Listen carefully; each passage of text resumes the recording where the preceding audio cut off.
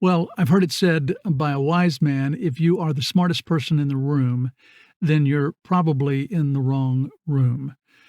Well, I haven't been in the wrong room because I've been around a lot of smart people. And I am currently narrating an audiobook for Adrian Rogers' ministry, Love Worth Finding.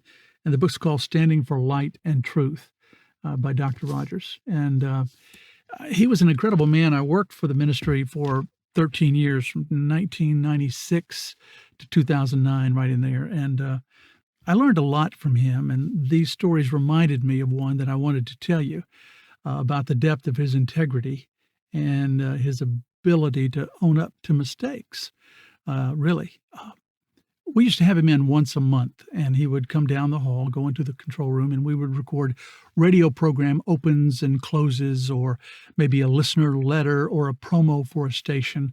Currently, I think at that time, the radio program was on 1,400 stations every day around the world. And so he would do that once a month, and then he would leave. Well, there was a promo that I forgot to get him to record that I had promised somebody I would get for him. And so I ran back out before he walked out the door, and I said, Dr. Rogers, where are you going? I don't know why that came out of my mouth, but I just wanted him to stop. And he said, well, that's not your business. I said, no, what I mean is, do you have time to come back and record something that I forgot to get you to record, if you could? And he said, well, okay, but we got to make it quick.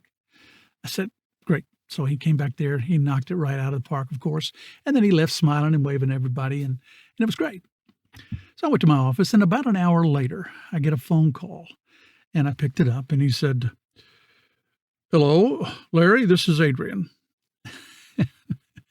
And I laugh about that because his voice was so distinctive that for him to announce himself like that was kind of funny.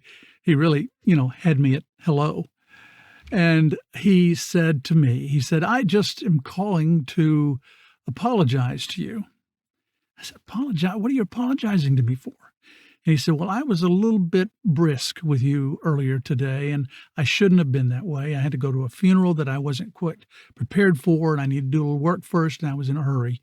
And so I was a little sharp with you, and I want to apologize, and I hope you'll forgive me. Well, I said, of course, there's nothing to apologize for. I didn't think a thing about it, Dr. Rogers, which was not really the truth because my heart started pounding. If you didn't know him, it was because he was a giant of a man in so many, many ways, and everybody respected him and loved him dearly. So I always thought it was amazing that a man of that stature would bend down to apologize to me for something that really didn't deserve an apology. But to him, in his spirit, he had a check in his spirit that wasn't the way to treat somebody. And he was man enough to bow down and apologize for that. That's a lesson for all us men who don't like to apologize because it may show us as weak, or we sure wouldn't want to set a pattern of doing that, would we?